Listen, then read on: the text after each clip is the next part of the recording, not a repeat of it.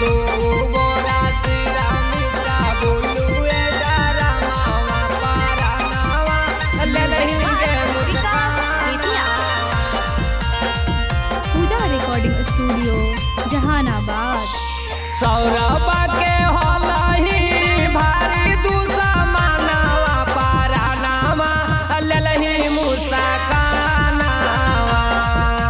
सौरभा के होलही भारी दूसा मानावा पारा नावा ले लही मूसा कानावा। दो बोरा सिरा मीठा बोलू ए डारा मावा पारा नावा ले लही मूसा कानावा।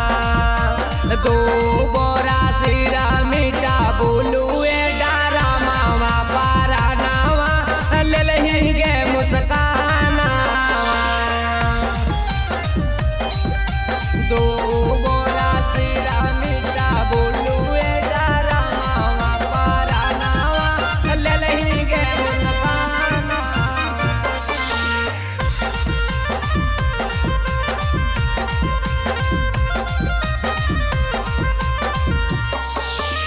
एक चाकू मारले दूसरा चाकू मारले तीसरा चाकू गे मुस्कानावा।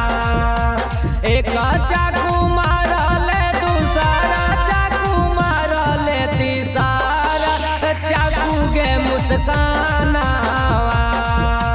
दो बोरा सिरा मीठा बोलू ए डारा मावा पारा नावा ले लही गे मुस्कानावा। दो बोरा सिरा मीठा बोलू ए डारा मावा पारा नावा ले लही गे मुस्कानावा।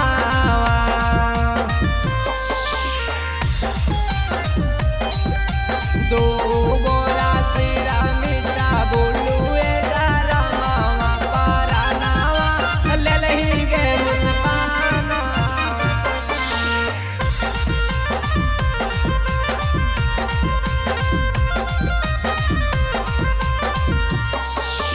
जहर वाला खानावा धर के गोरा दानावा कैसन हलो तोरा मानावा। जहर वाला खानावा धर के गोरा दानावा कैसन हलो तोरा मानावा। दो बोरा सिरा मीठा बोलू ए डारा मावा पारा नावा ले लही गे मुस्कानावा। दो बोरा सिरा मीठा बोलू ए डारा मावा पारा नावा ले लही गे मुस्कानावा। Mix by Pooja Yadav.